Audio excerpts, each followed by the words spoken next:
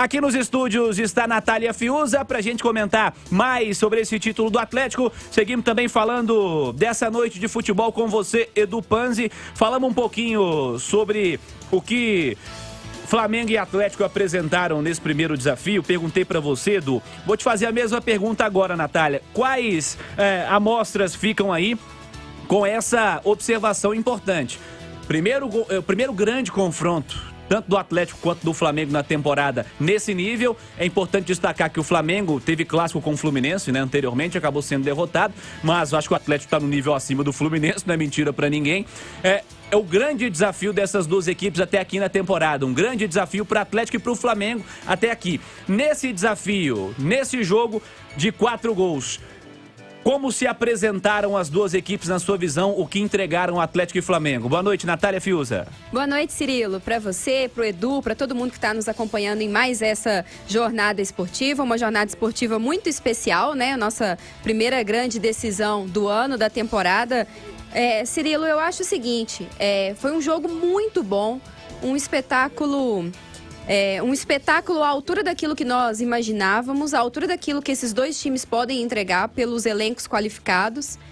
Acho que o que fica de benéfico além, claro, né, do título pro lado do Atlético, é principalmente ver que esses dois times têm um coletivo muito forte e que vão seguir brigando por títulos ao longo da temporada. Acho que esse foi só uma pequena amostra do que pode ser, né, a disputa entre esses dois times ao longo de todo o ano, no Campeonato Brasileiro, na Copa do Brasil, na Libertadores.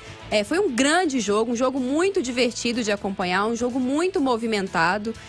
Os dois times, além da força coletiva, contando aí com os seus grandes destaques, né? Jogadores decisivos de ambos os lados que fizeram a diferença. Hulk, Gabigol, Bruno Henrique, Arrascaeta também fez uma grande partida, mais uma grande partida do Arana.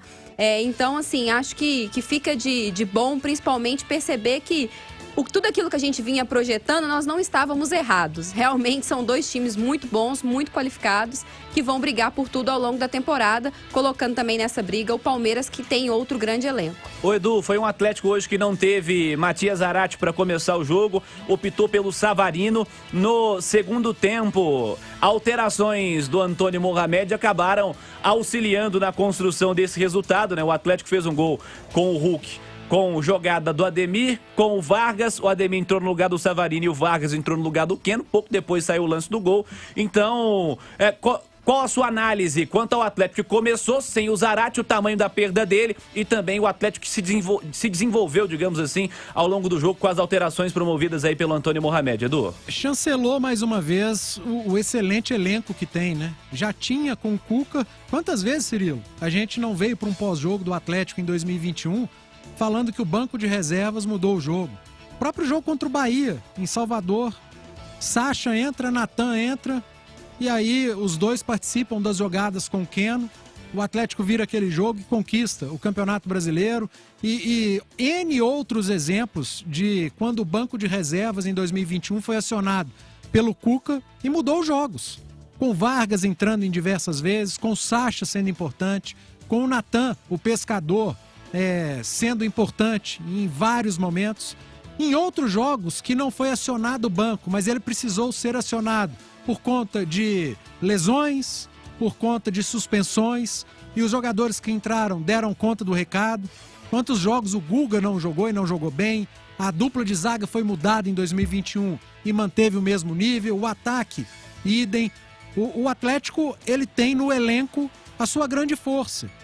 E mais uma vez o elenco demonstrou isso. Os jogadores que entraram, e aí dá para destacar principalmente o Ademir e o Vargas, porque o Guga entrou, a hora que ele pôs o pé em campo, o Daronco terminou o jogo.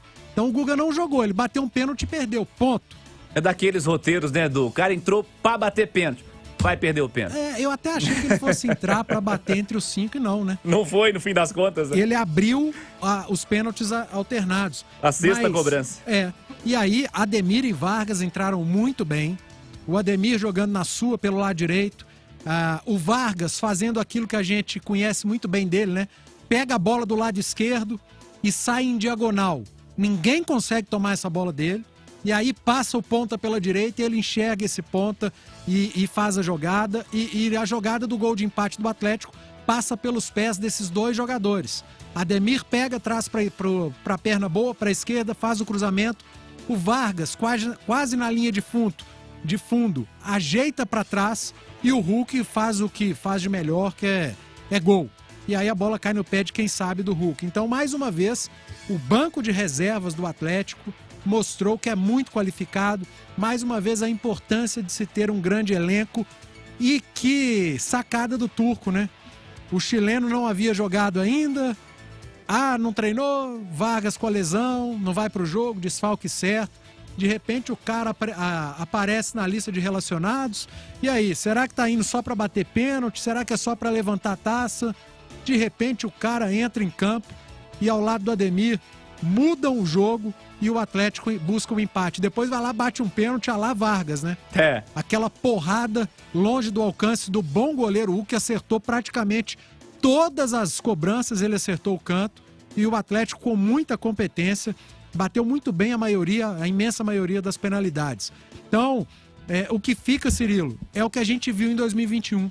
Um banco de reservas muito qualificado, um elenco recheado. Se perdeu o Natan, que eu citei agora há pouco. Se perde, normalmente, o time acaba perdendo jogadores. Você tem aí um cara que chegou agora, Ademir, e que mostrou que vai ser muito importante para o Turco na temporada. O que o torcedor naturalmente vai pegar como mais positivo nesse momento, Natália, e aí sempre falando, começo de temporada, primeiros jogos em alto nível que essa equipe está disputando em 2022, é que há uma sequência de trabalho. Desde o discurso, né? O Antônio Mohamed já havia deixado claro, o Turco, de que não ia fazer grandes mudanças nesse time do Atlético. Não tem porque fazer grandes alterações. Ele quer aprimorar o que ele entende que é a maneira mais positiva de pensar futebol. Vamos dar tempo ao tempo, vamos com muita calma. Estamos em 20 de fevereiro, vamos até novembro, Natália.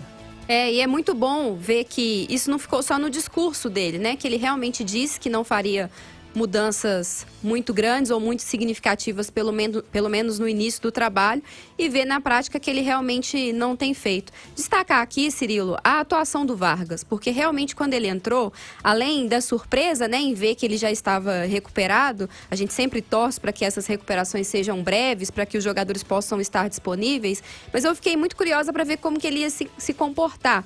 Se ia, de certa forma, né, tá mais inseguro, dar uma segurada em algum momento aqui, uma dividida ali, mas não, entrou muito solto, muito voluntarioso, fazendo aquilo que ele faz de melhor, na minha opinião, e que eu não vejo um substituto para ele dentro do elenco do Atlético, que é a forma como ele se posiciona entre os defensores, como ele ocupa os espaços, como ele puxa a marcação, né? O Vargas faz muito bem isso. Muitas vezes ele não é o cara que está ali para finalizar, mas ele participa de toda a construção ofensiva, na maioria das vezes em que está em campo. Então, foi muito bom ver que ele voltou em alto nível, jogou muito, e o Panzi destacou, né, que brilhou a estrela do Turco, vamos dizer assim, nas substituições. Do outro lado, o Paulo Souza, o Lázaro, que entrou, também participou, né? Foi dele a assistência para o gol do Gabigol. Então, assim, os dois técnicos colocaram em campo atletas que, de fato, ajudaram na construção do resultado. Eu ainda acho que o Paulo Souza pecou em ter deixado Marinho e Pedro no banco de reservas até o final. Mas aí são escolhas do treinador, a gente respeita, tem toda a parte física, né? Mas foi um grande jogo, viu, Cirilo? Um grande espetáculo, e que bom que esse título ficou com o Atlético, porque por merecimento, pelo que aconteceu no jogo, os dois times mereciam ter ficado com o título. Mas considerando que foi a temporada do Atlético, nada mais justo que ele seja o supercampeão do Brasil, né? Com toda certeza, sem dúvida.